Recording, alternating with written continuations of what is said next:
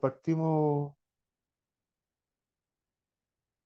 con, el- con la presentación. Hoy día quiero comentarles, de hecho, una de las presentaciones que hice en Estados Unidos se llama Historias de humedales. O sea, hoy día eso es lo que les quiero comentar. Un poco algunas historias sobre sistemas de humedales y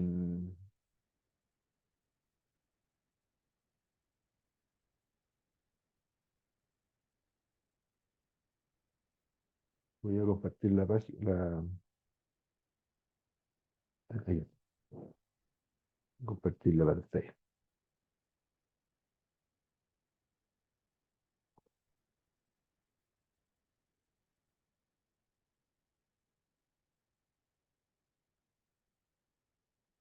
Ahí estamos. ¿Ven la pantalla? Sí,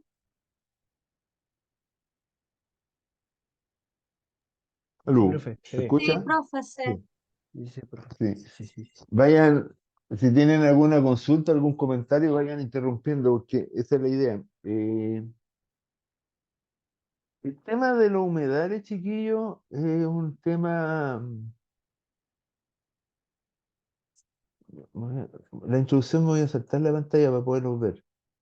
El tema de humedales es uno de los temas que ha tenido una evolución de la forma como nosotros veíamos los humedales. eh, Tengo que decir que la evolución ha sido brutal. De hecho, la Carla tiene la oportunidad de conocer a un profesor que se llama Luis Salgado. Yo creo que, bueno, Diego lo tiene que conocer, no creo que Miguel y Maday lo ubiquen. El profe Salgado tuvo un gran drama porque él, cuando hizo su doctorado en los 80, él hizo su doctorado en drenaje. Y en esa época, los 70, o sea, antes del 80, los humedales eran una cosa indeseable que tenían que ser drenados para hacer producción agrícola. Entonces acá en Chile tenemos historias bien impactantes, como por ejemplo había una laguna en San Vicente de Aguatagua que cortaron un cerro para drenarla y hacer una zona de producción agrícola. Era cerca de tu casa, pues, Carla. Sí. No sé si tú conoces la historia de la laguna, que encontraron hasta restos de huesos de animales distintos. No, Es un no sitio, estoy enfermo. es un sitio bien interesante porque como los animales iban a tomar agua, quedaban atrapados. Entonces, eh, entonces, hasta los 80, los humedales eran considerados plagas, porque ahí crecían los mosquitos, teníamos la fiebre amarilla, ahora está el dengue de moda de nuevo, pero eran considerados sistemas insalubres que tenían que ser saneados. Entonces se hablaba de saneamiento de humedales o de drenaje. Pero a partir de los 80 se produce un proceso inverso en que se valorizan los humedales como parte integrante del ecosistema y esto toma un movimiento, a mi juicio, irreversible con la protección de los ecosistemas y todo el movimiento ambientalista. Y se produce una condición en que el drenaje pasó a ser mm, como cuestionado en el sentido de que si ustedes tienen que presentar un proyecto de drenaje hay que hacer un estudio de impacto ambiental, hay que proteger el suelo, la función ecosistémica. Y, y don Luis se sentía como acorralado, siempre me decía que, pucha, que estaba complicado porque se le cambió totalmente el paradigma. De hecho, muchos de los especialistas de drenaje que trabajaron con el profe Salgado se transformaron en expertos en humedales, pues. Evolucionaron bien interesantemente. Entonces, se produjo un cambio total de pensamiento, o sea, es una cosa brutal lo que ocurrió. Y eso, yo cuando ya llegué a hacer mi doctorado en el 95 ya estaba establecido, había que trabajar de frente protegiendo los humedales. Entonces fue una visión en un periodo relativamente corto de tiempo, pero un cambio brutal que se produjo en poco tiempo. Déjenme cortar el software, el programa de correo electrónico, y me empezaban a salir pantallitas al lado. Entonces, sobre la base de eso, el tema de los humedales se han ido valorizando y hemos ido teniendo distintas situaciones. Entonces, en algún minuto ni siquiera había una definición de la palabra humedales. Entonces, nosotros en nuestro idioma, que una de las, denme un segundo que se me fue, voy a compartir, pero voy a compartir la presentación. Ah, no, pero no sé, esto es lo que está con el problema. Ahí sí. Entonces, dentro de nuestro mismo idioma, nosotros tenemos distintos tipos de humedales. Y aquí, entonces, si yo hago aquí, inserto una,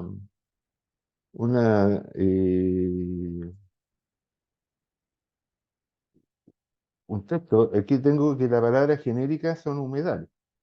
Pero en nuestro idioma vamos a tener Vega. Eh, no sé, Maday, si cerca de ustedes en Cuba tienen los manglares, que son los humedales Sí, sí, costeros. manglares. Sí, esos son los que conozco como humedales. Las Vegas y no sé si las turberas también no es un término que se maneja Turbera allá. también en el sur. En Chiloé tenemos turbera nosotros, en el sur de Chile. Después tenemos en el norte de Chile los bofedales. Aquí en nuestra zona tenemos los puquios. Hay que ver qué son los puquios. Eh, Menoco, que es la cultura mapuche. No me acuerdo en este minuto si tengo. Ah, marismas costeras. Y vamos agregándole sinónimos. Tenemos Las Vegas, los manglares. Probablemente se me quedan varios, pero todo estos son, en el fondo, se agrupan y en inglés pasaba lo mismo. Entonces, uno de los temas que yo tomé un curso en Estados Unidos y una de las primeras cosas que pasó desde el punto de vista legal. Y aquí, chiquillos, entiéndanme que aquí tenemos temas que son importantes, definiciones legales. Porque cuando se iba a hacer una ley para protección de humedales, yo no puedo hacer una ley para protección de bofedales porque las vegas magallánicas quedarían afuera, o las turberas quedarían afuera, o los pugios. Entonces, lo que ocurre es que hubo que usar palabras que agruparan el resto de las definiciones. Entonces, por eso apareció el nombre de wetland en inglés y en castellano humedales. Me encanta el inglés. Wetlands son tierra húmeda, eso significa literalmente, y humedales se parecen. Entonces, en el fondo, nosotros localmente vamos a tener distintos nombres: manglares, marismas costeras, vega, puquio, bofedal en el norte, pero todos van a corresponder a lo que se categoriza como humedales, y eso, el sentido de darle un nombre genérico, es para incorporar en la ley. Porque, por ejemplo, tenemos una ley de humedales urbanos, no de turbera urbana o bofedal urbano, que sería un desorden. Entonces, el nombre humedal, en castellano o wetland en inglés, es un nombre que agrupa una serie de cuerpos de agua que cumplen condiciones similares. Entonces, en general a los humedales le llaman el riñón de paisaje. Es un nombre medio romántico, esos nombres bonitos que se ponen que se utilizan para dar a entender que los humedales tienen una serie de servicios, como por ejemplo depurar el agua o mejorar el paisaje. Entonces, algunos de los puntos importantes es que son terrenos donde la saturación de agua es el factor dominante. O sea, tenemos agua que es terreno húmedo y el tipo de vegetación, bueno, y los animales que viven en la superficie. Entonces, en general, una humedad se va a caracterizar por tener presencia de agua y por un tipo de plantas que están acostumbradas o- o población que están acostumbrada a vivir en esas condiciones.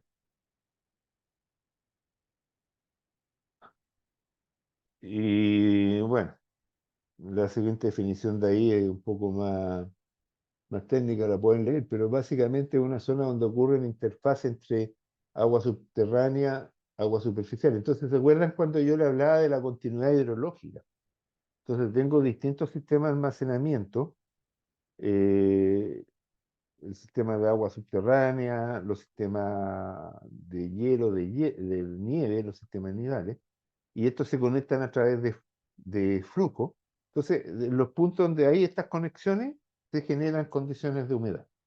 Entonces, eso es importante asociándolo por lo que hablaba la semana pasada de conectividad hidrológica.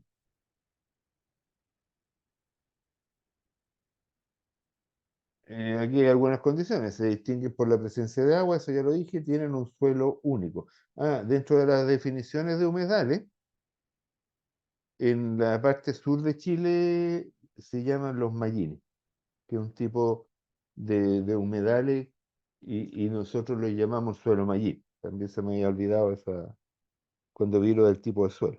Entonces tenemos suelos que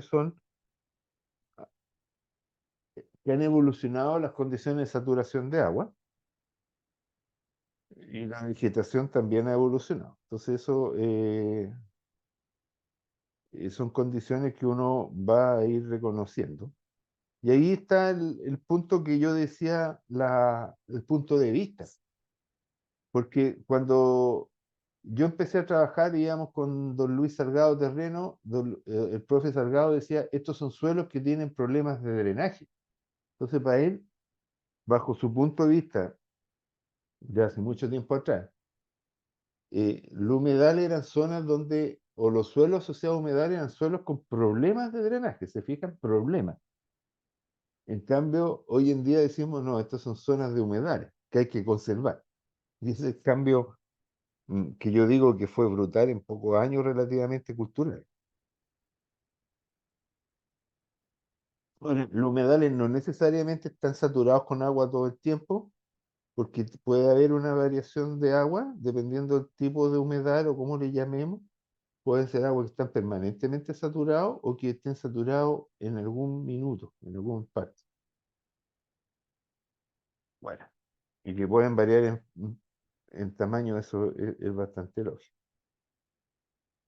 Aquí tengo un humedal. Esta imagen de acá es un humedal artificial, de hecho, que se construyó. Aquí hay plantas, hay un sustrato en el que están viviendo y este es un humedal que se descargan aguas tratadas para hacer un tratamiento final. Eh, mm, los humedales tienen funciones de almacenamiento. eh, y hay un caso histórico de humedales que tiene que ver con Nueva Orleans y también con Venecia. Ahí tenemos dos sistemas de dos ciudades importantes que en algún minuto estuvieron rodeadas de humedales y que por distintas razones, normalmente por presión del hombre, se fueron cerrando los humedales y en el caso de Nueva Orleans,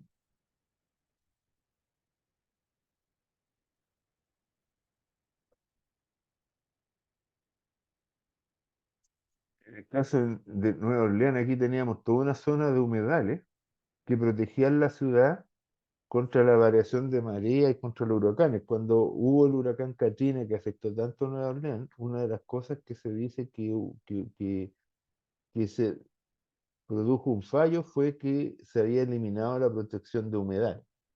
Lo mismo pasó con Venecia, o que pasa con Venecia, que también están ubicadas en zonas bajas, en lagunas. Venecia es toda una zona de lagunas donde se construyó la ciudad en realidad.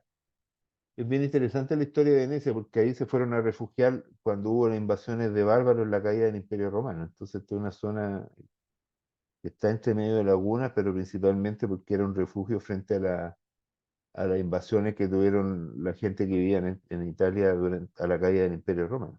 Entonces, entonces el humedal tiene un almacenamiento de inundación y conducción, son las llanuras de inundación de los ríos. Cuando el río se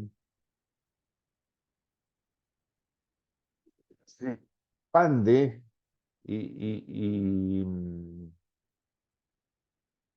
ocupa un espacio que son las planicies de inundación, entonces aquí hubo un evento muy importante en la historia de la hidrología ambiental, que fue la inundación del río Mississippi en 1993.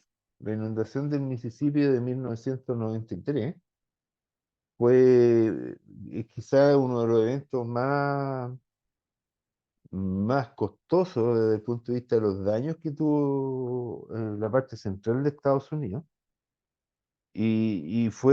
Produjo un cambio muy importante en la forma en que vemos el manejo de los ríos.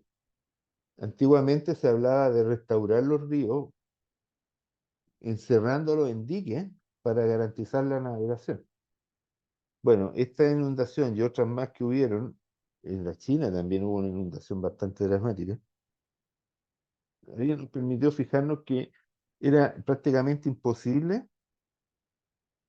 controlar los ríos o rectificarlo, como se hablaba en su momento, y, y se entendió que las planicies de inundación tenían una función, que era atenuar las inundaciones, justamente. Entonces, esa es una función importante de algunos sistemas humedales, que es proteger a la misma ciudad a través de las zonas de inundación de los ríos, que son zonas que están asociadas al funcionamiento de los ríos. Y ahí hay cosas insólitas que uno escucha. Después de la inundación ahora de agosto, hubo algunos expertos, no sé qué manera de expertos, pero se quejaban que las inundaciones de los ríos habían destrozado los humedales que se existían en la desembocadura de los ríos, porque se habían abierto las compuertas de los embalses. Entonces, ese nivel de brutalidad, de no entender cómo funciona un río, es impresionante, y los tipos de las redes sociales le dan espacio a este tipo de comentarios imbéciles y prácticamente sin ningún nivel de conocimiento. Em, Estos son terrenos de una Profe, humedad. Dime. bueno, ¿Sí? voy a contar un poco más de mi experiencia personal. Frente a mi casa hay, se me olvidó. Hay una vega y esa vega siempre se ha mantenido húmeda, siempre hay pastito verde todo el año, puede pasar todo el año. Y justo también se da el caso de que nosotros antes siempre ocupábamos agua de pozo, pues de una noria. Y todos mis vecinos en el verano se secaban su noria, menos la noria de nosotros. Entonces también yo creo que hay una conexión entre esa noria y en este caso la vega, ¿o no? Claro, ¿Puede ser? probablemente. ¿Tú estás en Chillán, Diego? Cerca de San Carlos, al campo.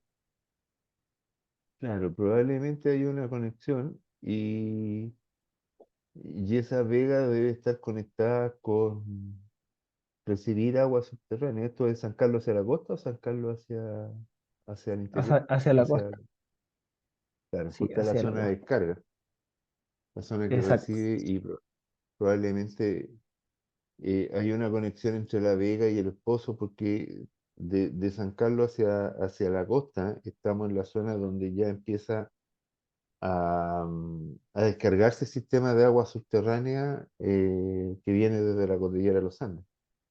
Entonces es bastante factible que tú estés viviendo en una zona que está empezando a recibir aguas, eh, afloramiento de agua subterránea. exacto. Y claro, eso es una vega en que normalmente hay zonas un poquito más manejables donde se hacía chacrería. En la agricultura chilena, Ya, Madai, se ya hablaba de las chacras, una zona donde se colocaban hortalizas, por eso se habla de la chacrería, de los productos de chacras, que se asocian a hortalizas. Y era porque era terreno húmedo que en el verano bajaba un poco el nivel de humedad, entonces ahí se cultivaban distintos productos como hortalizas, zanahorias, cebollas, papas, todo tipo de cultivo. Entonces eso era lo que se hablaba de las chacras acá en Chile. sí, sí. Entonces la gente Y siempre se preguntaba, ¿y por qué teníamos agua? Y ellos no. claro, porque está ahí en la parte más baja, pues justamente están en las Claro, condiciones. exacto. Y eso es la interacción entre el agua subterránea y los cuerpos. Lo tenía pensado en una próxima clase, pero básicamente es la geología la que te define estos flujos que van saliendo hacia la parte, ¿cómo se llama? Poniente de la ruta 5. Básicamente uno hace la definición de la ruta 5 hacia el mar y de la ruta 5 hacia la cordillera. Es un comportamiento hidrológico un poco distinto. Y está dentro de la cultura, se fijan lo que hablaba. Hay un conjunto musical que yo escuchaba cuando chico, no sé si ustedes lo escucharon hablar de los chacareros de Paine, ¿no? Cri, Sí, cri, profe, cri, yo sí. cri. ¿Ah, sí? Ya, por lo menos. No se me cayó tanto el carnet. Pero es toda una parte agrícola chilena que era lo que trabajaban las chacras. Y era esa zona, pues, donde el humedal en invierno está más saturado de agua, como nuestros veranos son secos, baja el nivel freático un poco, no mucho, pero baja lo suficiente como para poder hacer producción agrícola en esa zona. Y, y con poco riego, Profe, entonces. ¿Sí? una duda. Lo que no me queda claro, ¿la chacra en sí es como el tipo de cultivos que siembran o ese efecto de que baja la humedad? ¿A qué le denominan el Buena término? pregunta, Mayday. Esas son esas son las cosas que uno de repente la asocia, pero cuesta de repente preguntarse de dónde viene la palabra. A ver, veamos qué es lo que nos dice nuestro gran oráculo, eh, qué es lo que nos dice nuestro gran oráculo Google. Porque cuando hablamos de las chakras, el establecimiento se refiere, aquí dice, chakra es un término andino por una pequeña área de cultivo, pequeños jardines de hortalizas. Bueno, aquí ya se metió con otros temas que no son hidrológicos, pero era la forma de cultivo, eran pequeñas producciones agrícolas, pero que normalmente estaban asociadas a la condición de humedad. Interesante. Y mira, tiene viene de, ah no, eso no hay que ver, esto es lo hindú. Se confunde con la chakra hindú, ¿no? Eran distintas excepciones. Quizás con una Pero imagen, profe, buscar ¿mm? para que se vea Sí, una imagen. es- esto podría ser una chakra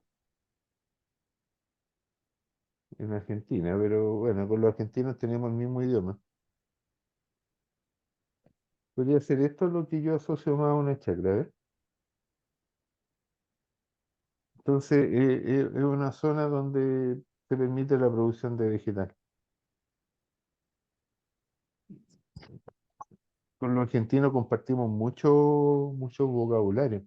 Cuando hice el doctorado, siempre con los argentinos nos entendíamos re bien porque teníamos la misma base idiomática de mezcla entre quechua, araucano, esa mezcla quechua, araucano, español es muy propio de los argentinos y nuestro. Entonces ahí aparecen palabras que de repente Amador y todos los compañeros que vienen de otras partes de América como que no les cuesta entender. Pero es una mezcla entre quechua y araucano, mapuche, que nosotros la manejamos como si fuera lo más normal del mundo. Entonces, siguiendo con las humedades, vamos a tener los distintos tipos de humedales. Hay humedales que modifican el flujo del río, Eh, y aquí hay una función importante, la reducción de la erosión. Vamos, uno de los casos de estudio que quiero mostrarles fue un proyecto que hicimos con los alemanes, en que nos dimos cuenta que el río de Guillín tiene mucha menos carga de erosión y de sedimento que lo que predecían los modelos. Y ahí nos pusimos a ver que existía toda una zona ribereña, que era una zona que conecta entre el río y los campos de cultivo, en que los agricultores, sin saberlo, ni siquiera sin tener idea, generaban buenas prácticas de manejo, porque generaban condiciones humedales que protegían la calidad del río de Guillín. Hay un par de artículos incluso que han salido y un par de tesis que trabajamos con la gente Jano. Es bien interesante, fíjate, porque al final del día el resultado es que el río de Guillín tiene menos sedimento y está protegido. Y hablo del río de Guillén específicamente porque ese fue el estudio que hicimos y nos encontramos con esa sorpresa. Pero eso se repite en otros cuerpos de agua. Entonces son zonas de interacción donde hay recarga y descarga de agua subterránea. Esto se asocia a la conectividad hidrológica de nuevo. Entonces tenemos sistemas de agua subterránea que se conectan con los ríos y por eso es que los humedales en muchos casos se consideran ecosistemas dependientes de agua subterránea. Y es la zona donde está esta conexión, ¿se fijan? Por eso que a mí me calzó muy bien la teoría de la conectividad hidrológica, porque es donde se produce la conexión entre los cuerpos subterráneos y los cuerpos superficiales, o los sistemas de almacenamiento nidal, ahí se generan condiciones que normalmente configuran humedales y son zonas en muchos casos de descarga de agua subterránea, más que recarga. Yo diría que la mayoría de los humedales que yo conozco son zonas donde se produce descarga de agua subterránea. Bueno, el control de contaminación tienen una función ambiental y eso es lo que hemos ido trabajando con los humedales artificiales. Aquí hay algunas imágenes. Este es el humedal costero de la desembocadura del estero Quintero y el estero Mantagua. Se juntan los dos esteros y desembocan. Esto es una cosa bastante común que vamos a encontrar a lo largo de nuestro territorio, que son los humedales costeros, y que generan condiciones de hábitat para la vida silvestre. Aquí, ¿qué es lo que ocurre con un humedal? Un humedal es un cuerpo de agua. Al ser un cuerpo de agua voy a tener vegetación, voy a tener peces, y las aves, que son oportunistas, van a anidar. Entonces, generar uno de los valores principales que tienen los humedales es generar hábitats para distintos tipos de especies.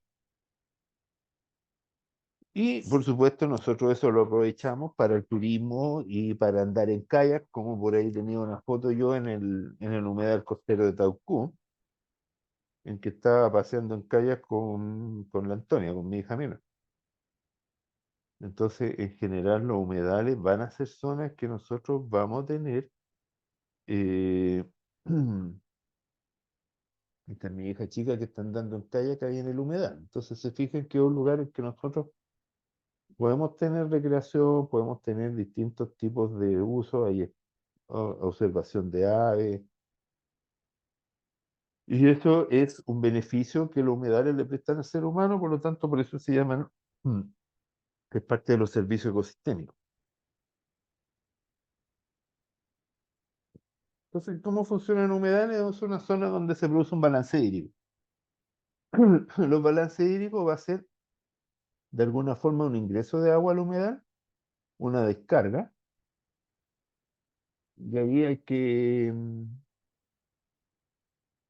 va a depender de las condiciones particulares de cada sistema. Vamos a tener siempre evaporación. Desde el momento que hay un espejo de agua se produce evaporación, también se produce precipitación y hay balances de aguas superficiales que ingresan o salen. Entonces cada humedal va a tener eh, sus características particulares que va a haber que evaluar. Pero fíjense, chiquillos, que hay harta similitud en distintos tipos de humedales. Entonces el balance hídrico se establece sobre el humedal, y esto, que son ecuaciones tan simples, fue una de las contribuciones importantes que hice en varias publicaciones, donde uno iba definiendo cómo funcionaba el balance hídrico de un humedal. En este caso particular es de la vega magallánica en Punta Arenas, y esto me permitió participar en un par de libros. eh, y uno de los libros interesantes fue están en el Canva, lo tienen ustedes, que se ha escrito sobre las vegas magallánicas, y este otro sobre los humedales costeros. Sí, lo curioso es que los dos libros escribí más o menos lo mismo, porque era explicar el balance hídrico. Pero bueno, era lo que es lo que me dedico a trabajar, explicar los balances hídricos. Entonces teníamos los sistemas. En el caso de las vegas magallánicas, este era un proyecto bien interesante que la tesis de pregrado de la Carla se basó aquí, y el tema era, o sigue siendo en realidad, cómo ahí tenemos nuevamente una evolución, chiquillo. Es interesante la evolución por las vegas magallánicas. Eh,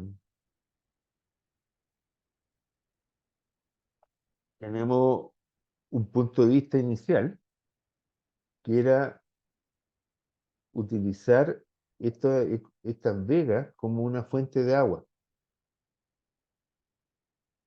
Entonces, a mí me invitaron los colegas de la Universidad Austral y de Línea a participar en un proyecto, porque la idea inicial era tratar de aprovechar los excedentes de agua que habían en las vegas magallánicas para regar y regar estas zonas laterales. Pero resultó que nunca alguien había hecho mediciones serias allá en Punta Arenas. Entonces, cuando se empezó a trabajar, se dio cuenta que el balance hídrico no era muy favorable, que no había mucha agua disponible. Una cosa interesante, Maday, es que uno siempre piensa que hacia el sur en Chile llueve más, llueve más, llueve más, pero llega un momento que deja de llover, y cuando llegamos a Punta Arenas llueve más o menos un poquito más que en Santiago, no es una zona árida. Entonces, cuesta de repente uno imaginarse que tan al sur de Chile vamos a tener zona árida, pero Tierra del Fuego, Punta Arenas son zona árida. Entonces, tenemos que Las Vegas son zonas donde hay humedad, y cambió el punto de vista notablemente, y desde utilizar Las Vegas para eh, como fuentes de agua, ahora el punto de vista es preservar Las Vegas para la producción de ganadería. Entonces, es sumamente interesante el cambio de paradigma que se produce. ¿Por qué se demoró esta cuestión? Pero esta es una presentación que hicimos en un congreso Profe, de... ¿Sí? antes que siga, porque es que no me queda como muy definido lo que es la vega en sí. Es como en el invierno una parte del terreno que es baja y se inunda, que tiene algo Mm. como de agua y ya después lo pierde en el verano cuando hay menos, hay más sequía. Es que no lo logro ubicar, no. Obvio, no, está bien, buena la El, pregunta.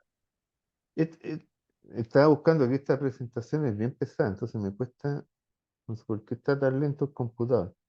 Pero básicamente lo que nosotros tenemos es que, eh,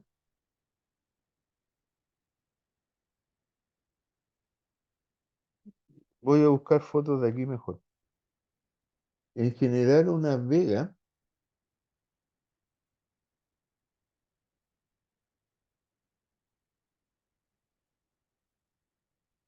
magallánica o cualquier tipo de vega en realidad, son terrenos que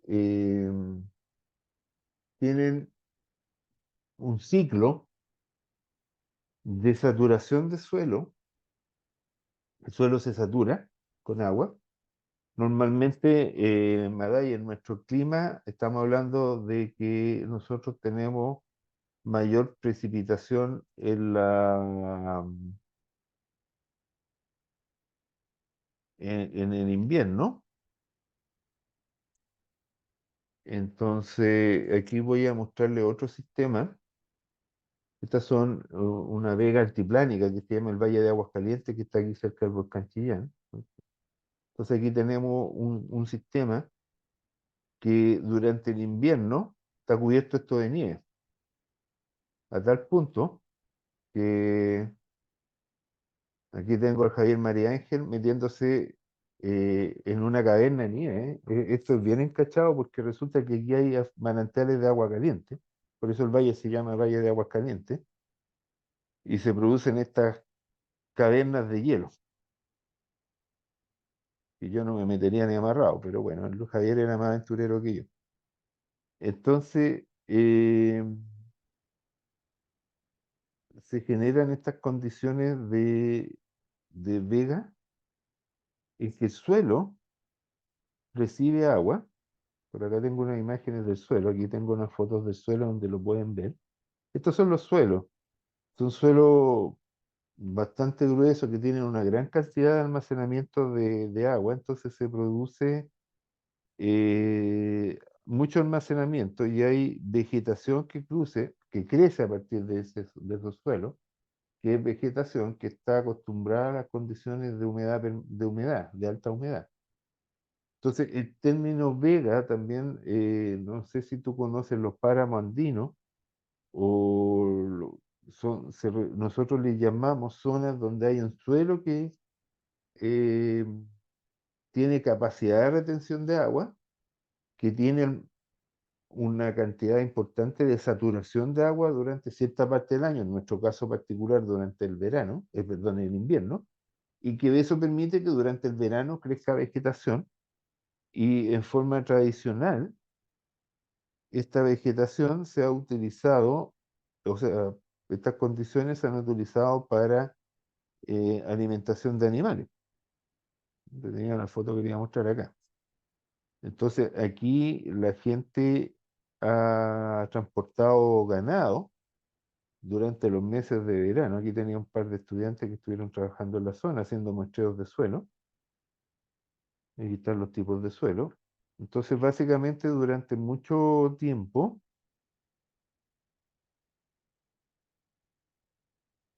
se ha utilizado esto con fines productivos y aquí están los animales que los agricultores llevaban a estos valles en la parte alta de la cordillera.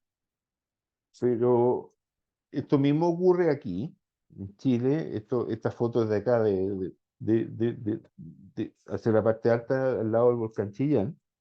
Ocurre en Ecuador, lo he visto con los páramos andinos, en que un tipo similar de estructura de suelo, en que la gente lleva también el ganado, pero a mayor altura, 4000 metros casi.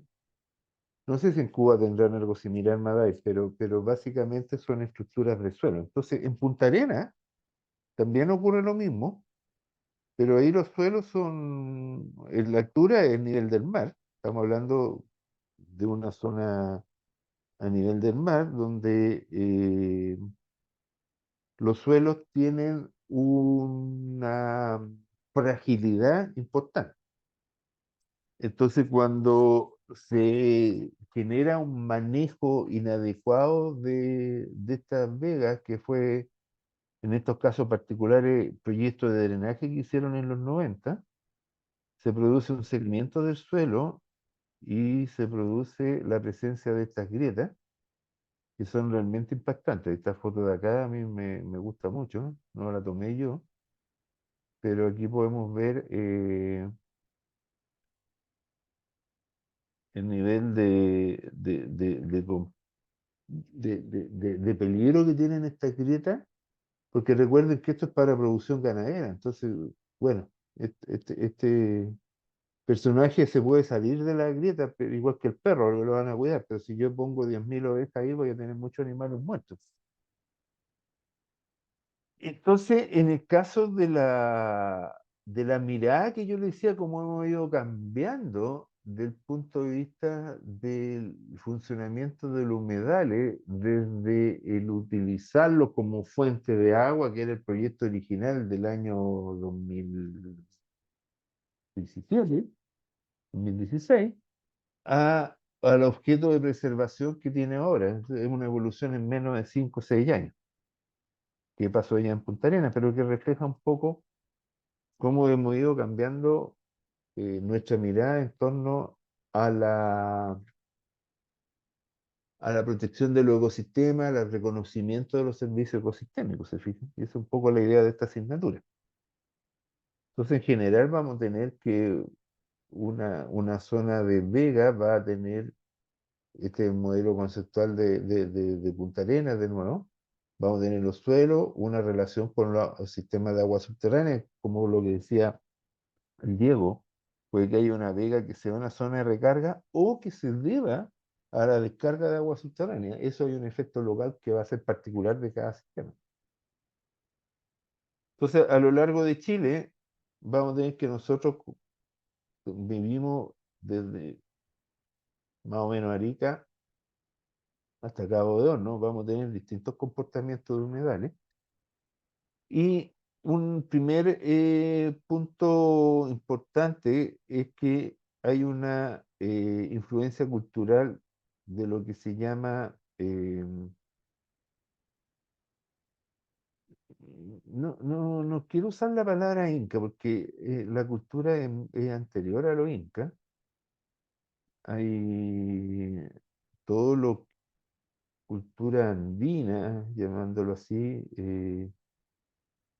que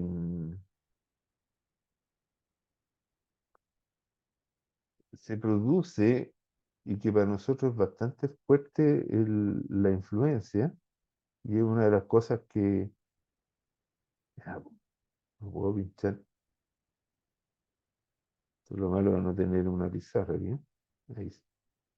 Más o menos nuestra cultura incaica o pre-incaica se produce en esta zona, que es donde está el Imperio Inca, pero anteriormente al Imperio Inca ya había en pueblo, estoy hablando de la cultura loja, hace 2000 y tantos años, en localidad, comunidades, en la parte altoandina que tienen más de 2000 3000 años, porque siempre donde hay agua hay asentamiento humano y la gente empieza a organizarse en torno a las necesidades que le impone el lugar donde viven. Entonces, aquí tenemos, pero hay una cultura idiomática, hay una cultura que influye acá. Entonces, esta cultura nosotros la vamos a ver interesantemente planteada en la relación de los bofedales con las comunidades andinas. Eh,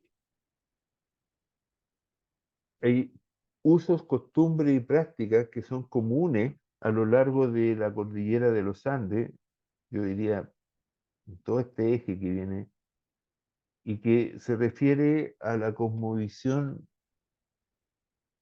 que en realidad es una cosmovisión incaica. Esto viene mucho antes, porque los incas en realidad fue un periodo corto de la historia. Hay varias culturas pre-incaicas que no me voy a arriesgar a dar los nombres, pero que han ido afectando la forma, los usos y la costumbre, lo que se llama cosmovisión ahora actualmente. Entonces, estas comunidades establecieron una relación entre la conservación y el manejo de los bofedales y fueron planteando un manejo que mantenía los servicios ecosistémicos, y esto lo aprendí en un proyecto que se llama Siembra y Cosecha de Agua, en que hemos ido aprendiendo sobre el estudio de distintas prácticas comunitarias que al final del día no son tan distintas a lo que hacemos nosotros, porque las condiciones climatológicas de donde vivimos predomina la adaptación de las prácticas del ser humano, y eso Este lunes recién se graduó una chica, una socióloga que hizo su tesis analizando ese tema y esa fue la conclusión. Ayer. Entonces, eh, pero es interesante igual porque lo que nosotros vamos a ver, que en todos los lugares donde hay una relación entre ser humano y, y, y, y los humedales, de alguna forma se va produciendo esta evolución. En el caso de la Punta Arenas es más o menos reciente, y en el caso acá del norte esto lleva varios miles de años. Pero, pero sí es fuerte la presión evolutiva hacia adaptarnos a ese tipo de relaciones. Y en el caso de los pueblos de Aymara, eh,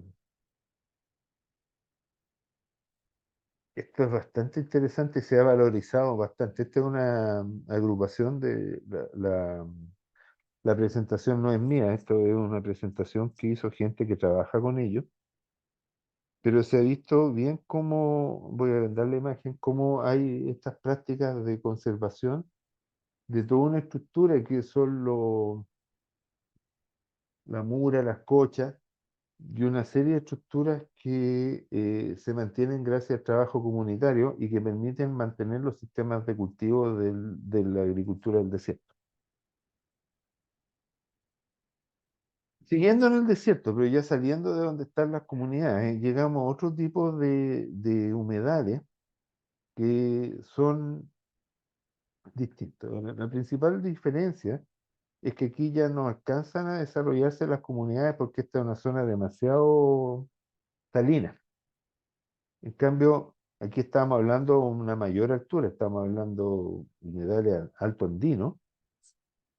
Esto de acá ya es un salar, este caso particular es el salar de Llamara y otros salares, en que se producen zonas de afloramientos de agua subterránea y a lo largo de miles de años de evolución han ido, la laguna, y estamos hablando de una tasa de evaporación anual de no sé, pues 2500 milímetros y está entrando menos agua, entran 200, 100 milímetros por metro cuadrado. Entonces resulta que se concentra la sal. Pero como la naturaleza siempre se encarga de evolucionar, hay especies, hay comunidades de microorganismos adaptadas a esta salinidad que, que viven en estos salares. Y hay aves que llegan a nidificar en estos salares y tienen su dinámica. Entonces, esto se transforma en lugares y objetos de protección ambiental. Entonces, en un proyecto interesante que me tocó participar, el tema era hacer recarga, era proteger esto porque Sokimich está usando el agua del acuífero para la explotación de litio, pero tenía que dejar una parte de la explotación de agua para proteger este humedal. Entonces, lo que ellos hacían era, aquí tenían el acuífero, tenían una zona aquí donde estaban los pozos, y entonces de aquí tomaban el agua al pozo y la inyectaban a los salares para mantener el salar, pero resulta que en esta zona, bueno, una mayor, después de hartos meses de trabajo, nos dimos cuenta de que en esta zona el agua era menos salina, entonces se le estaba inyectando agua menos salina al salar y los microorganismos que vivían en salar estaban acostumbrados a una mayor cantidad de salinidad. Entonces uno de los problemas que hubo en este salar era que por protegerlo estábamos matando a los microorganismos porque el agua que se le estaba aplicando no tenía la calidad, no era tan mala como los que estaban acostumbrados a vivir los microorganismos. Entonces, cuando yo les digo que cada humedal tiene sus condiciones particulares, eso hay que entenderlo muy bien eh, porque los cuidados pueden destrozar el ecosistema. Hay que tener mucho cuidado con eso, porque cada ecosistema tiene condiciones particulares. Otro tipo de humedales son los humedales costeros, Aquí tenemos fotos del humedal costero de Quintero, en Ritoque, la desembocadura de dos esteros. Esto está de Concón un poco hacia el norte. Este es un lugar al que yo he ido muchas veces. eh, el Cerro Mauco, el que está aquí atrás. Y esto es un lugar de gran importancia para la zona porque tenemos una playa grande, nidificaciones, eh, carretes estudiantiles. Casi todas las universidades de la zona hacen las fiestas en esta zona. Los humedales costeros tienen bastante valor, por eso es que hay un movimiento y hay un grupo, hace rato que no está muy activo, pero sí ha habido un grupo que ha trabajado activamente en la conservación de humedales costeros. Está este libro, bien interesante por lo demás, en que se habla de la conservación de distintos tipos de humedales costeros a lo largo de, bueno, en este caso particular de Coquimbo, pero la verdad es que los humedales costeros están a lo largo de toda la costa. Uno de los humedales costeros importantes que tenemos ahora es el humedal de Huentelauquén, en la zona de Choapa. Dame un segundo.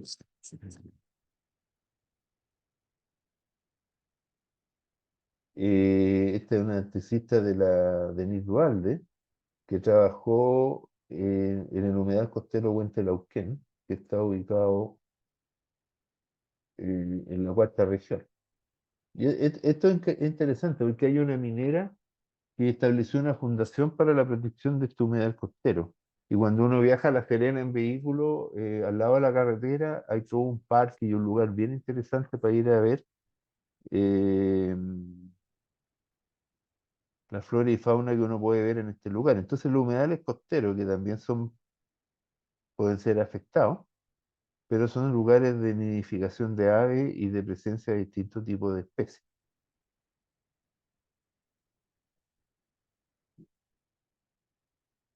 Entonces, se les va colocando en valor también porque además son lugares que están cerca de donde vivimos nosotros. Muchos de nosotros estamos más cerca de los humedales costeros que de los humedales altoandinos, al menos en mi caso.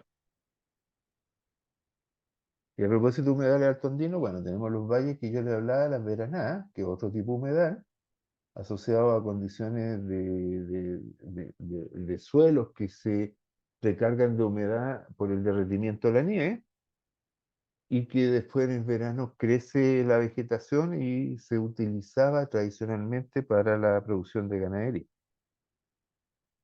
Mm, Este es el profe Jerónimo Paredes. Este es el nacimiento del río de Guillín, chiquillo. Aquí está una vertiente de agua caliente y una vertiente de agua fría, y aquí donde se mezclan las dos aguas, la gente se baña. Y esto está al lado del volcán Chillán. Entonces es un lugar bien interesante, estos valles de la cordillera de los Andes. Siguiendo hacia Profe, el una sur, consulta ahí dime. que me dio curiosidad. Esa vertiente de agua caliente, la temperatura es como muy alta. Eran como 75, 80 grados. Oh, ya. No, porque No, me llamó la atención de que entonces donde se mezclan las dos aguas donde se bañan, entonces digo, debe ser muy caliente. sí, sí, mira, por acá tengo una foto. eh, Tenía una foto de agua que salía y era agua prácticamente hirviendo. Hay unas vertientes que... Y ya va a terminar como la curiosidad. ¿Qué temperatura Sí. entonces toma el agua de la mezcla? Lo que pasa, ¿Qué lo que temperatura? pasa, bueno, la mezcla debe andar a una temperatura alrededor de unos 30, 40 grados, es tibiecita. Pero mira, aquí hay una foto, puedes ver cómo el agua hierve. Es como cuando uno deja salir agua de una tetera. Esta cuestión llega al miedo a acercarse, po. Y esta era una descarga. Esta es agua que está en contacto con la cámara magmática del volcán y después sale. y aflora así súper caliente. Entonces, donde uno empieza a utilizar esto es cuando ya se produce en la zona de mezcla. Aquí tenemos al Carlos y al Javier que ya estaban en la parte donde uno no se podía parar, porque son distintas zonas. Pero bueno, estas son como 3 horas de subida a la montaña, así que no vamos a hacer un día de campo para allá. Aquí teníamos después de haber subido la cara de cansado. Miren la cara de Carlos Sea, la cara de cabreado, que es una de las salidas de terreno en Cachai que he hecho. Entonces, un poco más hacia el sur, pero no tanto, tenemos los suelos Mayines, que yo pensaba que lo tenía incorporado acá. Nosotros en la zona de la región de los lagos, de los ríos, vamos a tener los suelos Mayines, que es una zona productiva asociada a la ganadería o la producción de agricultura extensiva, principalmente ganadería, producción de forraje, producción lechera. Bueno, esta zona ha sido afectada por el cambio climático porque empezó a llover menos y hoy en día se empezó a producir una presión por cambio de uso de suelo. Entonces se empezaron a generar proyectos de drenaje, proyectos de riego, pero una de las modificaciones de la nueva ley de riego, que es la que permite el financiamiento de muchos de estos proyectos, incorpora la protección de la humedad. Entonces, nuevamente, y eso ha sido bien discutido en algunos ámbitos, porque, bueno, evitar la puesta en riesgo de algunos suelos, pero por otro lado protege los sistemas de humedales nuevamente. Entonces, nuevamente está esta discusión que sigue incluso hasta hoy en día la discusión de los cuerpos de ley. Después tenemos las vegas magallánicas, en que tenemos la dinámica de los suelos. Estos eran los drenajes que se construyeron en los 90, que realmente destruyeron el entorno donde se construyeron estos drenajes, porque los suelos se resecaban y se contraían, generando esas grietas que les comentaba. Entonces, aquí podemos ver una evolución interesante desde drenar los humedales y darle una puesta en valor. Evidentemente, la relación entre el ser humano y este humedal es menos estrecha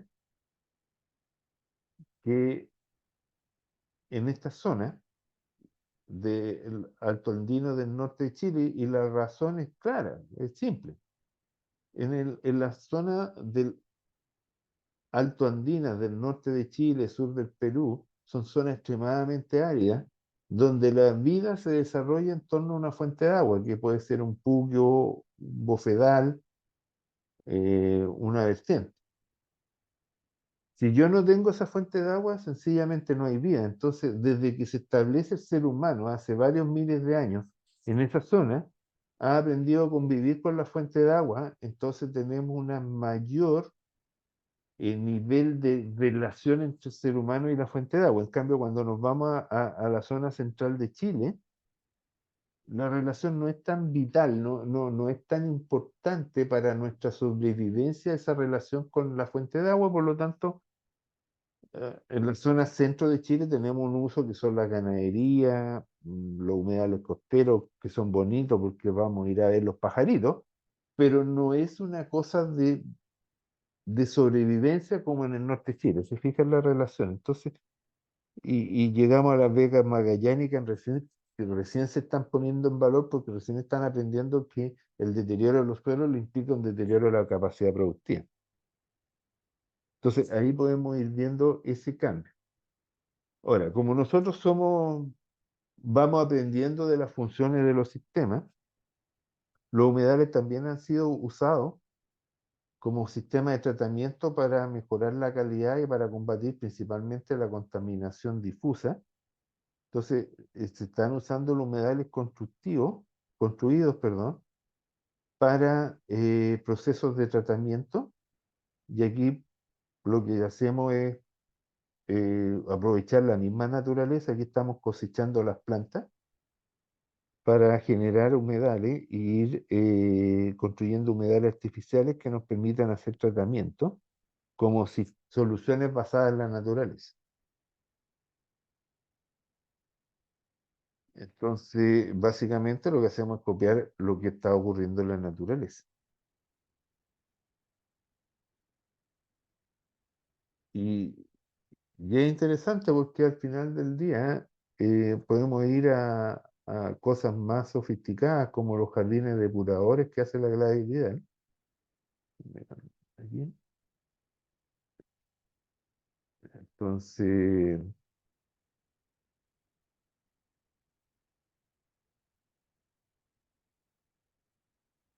hay un proyecto bien interesante que tiene la Gladys, que son los jardines depuradores para sistema de agua potable rural. E incluso hasta les puedo pasar el libro, después lo voy a descargar para que subirlo a Canvas para que lo tengan. Pero básicamente eso es lo que se entiende como una solución basada en la naturaleza, que todo el aprendizaje del funcionamiento de la humedad se traspasa a, a esta idea de los jardines depuradores. Entonces, es bien interesante no solamente el viaje a través de los distintos tipos humedales que nosotros tenemos, sino que también cómo ha ido cambiando nuestra visión. Por acá tenía una vista de los manglares, pero no sé si tengo una foto así. eh,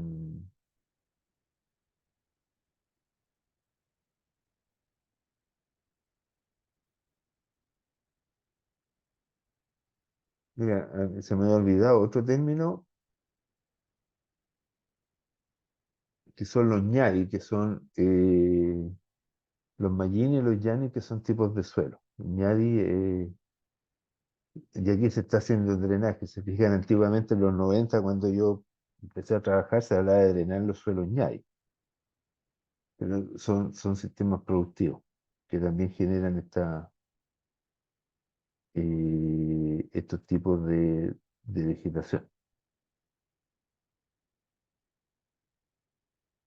Aquí tengo otro humedal valdiviano, que es la zona de conexión entre la vegetación, perdón, entre el sistema de agua subterránea que es drenado por un río. En este caso, en Valdivia, al lado de Valdivia, tenemos esta la zona agrícola.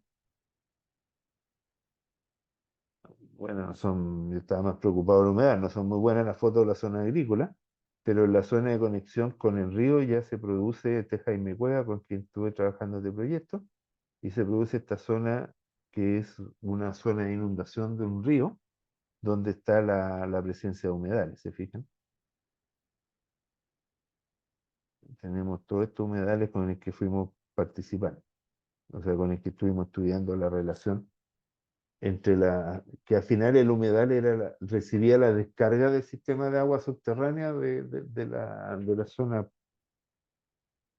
Básicamente está recibiendo la descarga del agua subterránea de la zona central, digamos, y, y esto genera una planicie inundación y el cauce principal del río en el verano es mucho más reducido, pero como es plana la cosa, toda la zona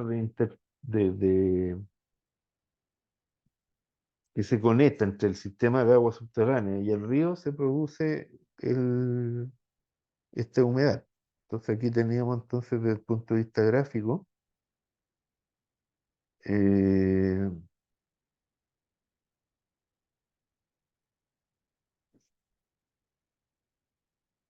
tenemos esta situación en que está la zona plana, la zona agrícola, y de repente se produce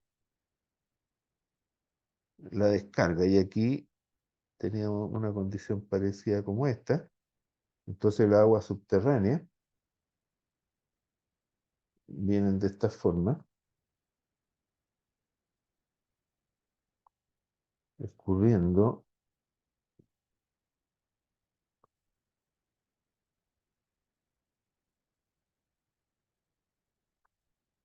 y aquí se producen los afloramientos hacia el río. No sé si me captan la idea. Y esto es básicamente lo que uno observa acá en este sistema de acá, donde se generan los afloramientos. Aquí está la vista, ¿se fijan? Entonces ahí viene el agua subterránea. Entonces el propósito del proyecto era nuevamente conservacionista, tratar de controlar la lixiviación de nutrientes para proteger la zona. Básicamente el tema central era proteger la calidad de agua del río, y para eso había una zona del humedal que era una zona de depuración. Entonces, esta imagen de acá es bien escachada porque nos refleja bien el resumen gráfico de cómo estábamos trabajando en el proyecto. ¿Se fijan? Aquí está el logo de la web. Entonces fue bien encachado el tema que logramos obtener en este proyecto. Teníamos los bosques de ladera, y estas son funciones de ecosistema que vamos identificando, distintos tipos. Y aquí están los puntos de observación en que tuvimos hartos muestreos, sacamos varios papers de este proyecto. Entonces, es bien interesante la idea de los humedales. Y como pueden ver, he tenido varios proyectos y historias relacionadas. Estaba buscando una foto de los manglares, pero una vez que visité manglares, no he tenido muchas visitas, proyectos en manglares, pero he visitado un par de veces. Pero tengo que buscar mucho las fotos. Entonces, nosotros, el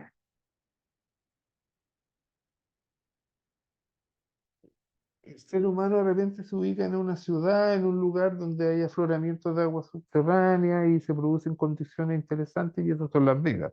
Entonces hay ciudades famosas como Las Vegas en Nevada, pero vamos a tener Las Vegas en un montón de partes, un montón de lugares, y esos nombres que se van repitiendo a lo largo de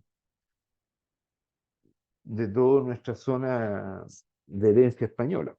Entonces hay nombres que son bastante comunes, Las Vegas, después hay nombres que son más propios de esta cultura inca, mapuche, como Puquio, o en español vamos a tener la Alfaguara, que son lugares en España que son de tipo con nombres más bien árabes. Entonces vamos cambiando porque hay una componente local, pero el término genérico que engloba todo es la palabra humedad. Y es apasionante, chiquillo, porque esto involucra temas sociales, sociológicos, históricos, funciones ecosistémicas. Hay un libro que hicimos con los sociólogos que eran usos ancestrales, entonces ahí estaban experiencias de valorización de la humedad y de las chacras, que también hay experiencias bien interesantes al respecto. Me ha tocado trabajar con abogados, con sociólogos, con antropólogos en distintos grupos, y la verdad es que, claro, uno aparece como estrella explicándoles el balance hídrico porque no cachan, pero, pero bueno, esa es nuestra contribución. Ponle el número a la cuestión. Así que eso era más o menos lo que le quería contar. Entonces, lo interesante a mí de la hidrología ambiental es que nos permite conectarnos con distintas interdisciplinas. Y como les digo, el tema es apasionante, porque va desde los abogados a los sociólogos, los antropólogos, biólogos, científicos ambientales, porque al final del día hay una relación entre el ser humano, su, su vida en el caso del norte, y la protección del ecosistema. Así que a mí por lo menos me ha entretenido mucho esta pega. Bueno, no sé si tienen algún comentario para ir cerrando. Comentario. Me gustó el comentario de Diego, porque en el sentido ahí se asocia el hecho de que tú estás viviendo y estás viendo este ecosistema, ¿te fijas? Exacto, profe. Sí. Así que, ya pues chiquillos, yo voy a ir planificando estas clases. Vayan pensando entonces en hacer la presentación, como les dije, en mayo. Y yo la primera semana de mayo no voy a estar, porque voy a estar trabajando en este proyecto, voy a estar visitando sistemas en el Nuevo México. Así que ahí les voy a contar a ver qué es lo que vi en esta zona. Pero Pero la idea entonces es que ustedes vayan preparando la presentación. La semana que viene nos volvemos a juntar y voy a subirle, ya que no estuvo el Michael, le voy a subir la grabación después. La detengo ahora